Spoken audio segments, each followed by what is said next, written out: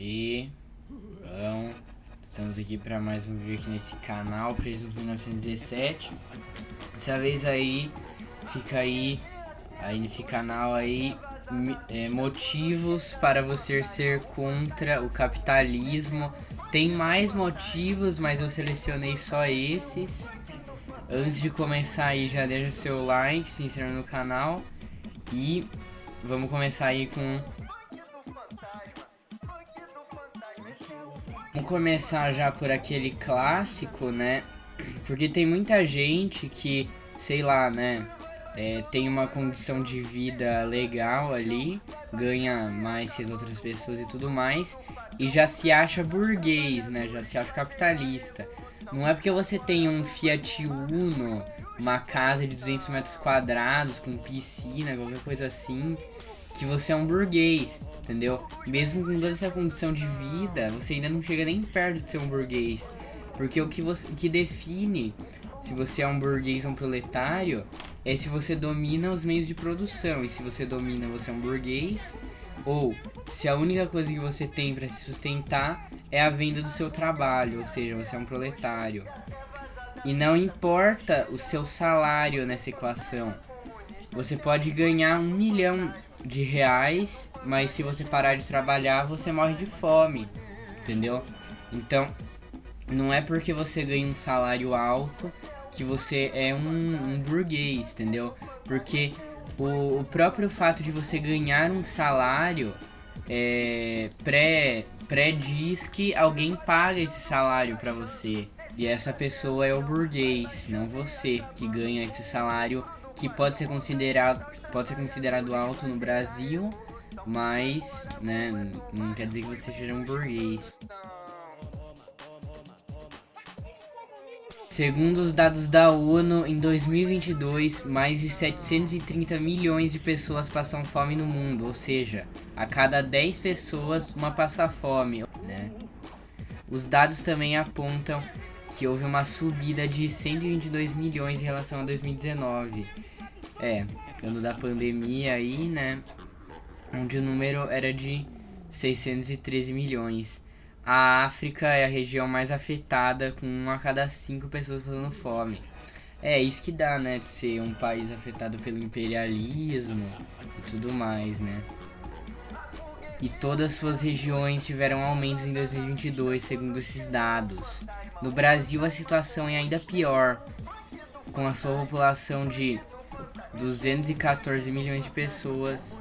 Em 2022, o Brasil tinha 700 milhões de pessoas em insegurança alimentar moderada, o que é quando a pessoa tem dificuldade de comprar alguns alimentos ou tem que pular algumas refeições, entendeu? Já 21 milhões de pessoas têm insegurança alimentar grave, ou seja, não tem o que comer. É muito fácil jogar números, como o Lula sempre diz, né? No Brasil, dizia lá fora, no Brasil tem 25 milhões de crianças na rua. Tanta gente passando Como é que ele fome. fala? Como é que fala? Gostei da imitação do Lula. Gostei da imitação. 30 milhões de pessoas criança na rua. Pô, né? No Brasil tem 35 milhões de crianças. Essa senadora aí falou, Sim. falou besteira aqui. Gente passa mal? Sim, passa mal no Brasil. Alguém já viu alguém pedindo um pão na porta ali no caixa da padaria? Você não vê, pô. Até no interior. Tem gente que passa mal? Tem gente que passa mal, sim. Mas quem porventura está na linha da pobreza aí, passando fome, que pode ser, sim, deve ter gente que passa fome. Certamente tem. É só, inclusive está na eminência aqui da própria Caixa Econômica, né? Junto com o Ministério da Cidadania, tem um aplicativo para o cara se cadastrar no Auxílio Brasil sem depender de favores aí de gente do município. Segundo estimativas da ONU, no mundo, mais de 100 milhões de pessoas não têm onde morar e 1 bilhão estão em moradias insalubres. No Brasil, segundo o IBGE, mais de 32 mil pessoas moram na rua e 11 milhões vivem em favelas ou moradias inadequadas. E muitas dessas casas são construídas em zonas de risco de enchentes e morros muito inclinados, com risco de deslizamento de terra nas chuvas. Em países devastados pelo imperialismo, como o Brasil e o resto da América Latina, esse processo se acentua ainda mais. Segundo o IBGE, no Brasil existem mais de 11 mil favelas, com mais de 17,9 milhões de moradores, o que seria o terceiro maior estado do Brasil. O Império onde o sol nunca se põe. Esse era o apelido dado ao Império Britânico. O território desse país era tão grande que sempre em alguma colônia britânica estaria de dia. Esse império causou coisas como o massacre de Amritsar, eu acho que é assim que fala, na Índia, com cerca de 20 mil manifestantes pacíficos estavam manifestando contra a dominação britânica. Eles foram recebidos com cerca de 90 mil soldados britânicos. Estimativas apontam que 379 pessoas morreram, 1.100 ficaram feridos e 1.650 balas foram disparadas. A Emergência Malaia foi uma guerra entre o Exército Nacional de Libertação da Malásia e o Exército Britânico. O ENLA começou a manifestar contra a dominação inglesa, queimando plantações e etc. O Império Britânico queimou casas e terras de suspeitos de envolvimento com o ENLA. Eles colocaram mais de 1 milhão de pessoas em campos de concentração, onde eram mortos de fome e com agente laranja. Foram mortos mais de 6.700 guerrilheiros e 3.000 civis. Pra quem achou que era só os Estados Unidos que usava agente laranja, tá aí, né? Agora eu vou falar só os números aqui. Repressão da rebelião dos Mau Mau, 90 mil quenianos mortos ou torturados e 160 mil em campos de concentração. Guerra secreta do Iêmen, 200 mil iemenitas mortos. Ofensiva propagandística na Indonésia, de 500 mil a 1 milhão de indonésios mortos. Foi um dos maiores genocídios do século XX inteiro. Lembrando que esses últimos 4 que eu tô falando aconteceram todos no governo da Rainha Elizabeth, né? Tem que sempre lembrar isso.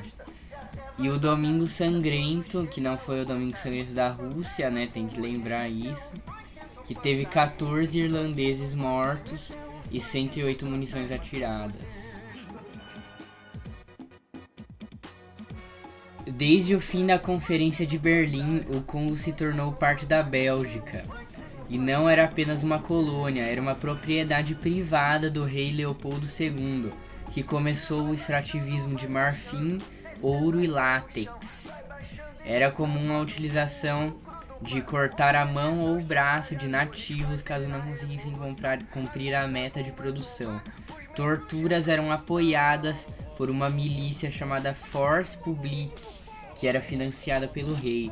Assassinatos, amputações e esquartejamentos se tornaram parte do dia a dia do Congo. Esse regime causou mais de 5 milhões de mortos em 15 anos. De 1908 a 1960, o Congo deixou de ser uma propriedade do rei e passou a ser um estado da Bélgica. Porém, as torturas e a escravidão continuou até a sua independência em 30 de julho de 1960. Estátuas de Leopoldo II são destruídas ou vandalizadas na Bélgica e no Congo até hoje. Eu fiquei surpreso que existam estátuas do Leopoldo II no Congo, né? Eu fiquei surpreso quando eu li isso, que ainda existia uma estátua dele, ainda mais no Congo. Na Bélgica eu até entendo, mas no Congo, complicado isso daí, hein? E se você já tá gostando do vídeo, deixa o like, se inscreve no canal, compartilha com um amigo. Vamos continuar aqui. As mudanças climáticas no planeta Terra, acentuadas a partir da Revolução Industrial, tiveram um boom desde os anos 50. Antes da Revolução Industrial, a temperatura média da Terra era de 14 graus, hoje já são de 15,2, e com 70% desse aumento na década de 50.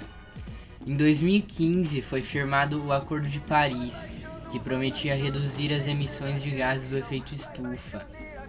E o Brasil assinou esse acordo, porém em 2015 para cá, o Brasil aumentou em 10% suas emissões. Isso devido às queimadas na Amazônia, no Cerrado e no Pantanal. No ritmo em que a burguesia aumenta os lucros, em 2100 a Terra chegará a 18 graus de temperatura média. E a maior parte dos países insulares, ou seja, que são ilhas, vão sumir do planeta Terra.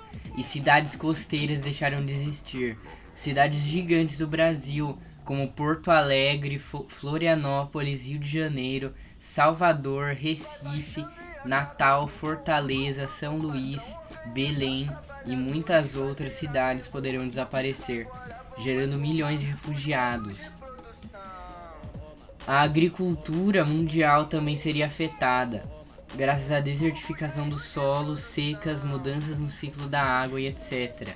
Milhões de pessoas passariam fome, e isso geraria ainda mais refugiados do clima.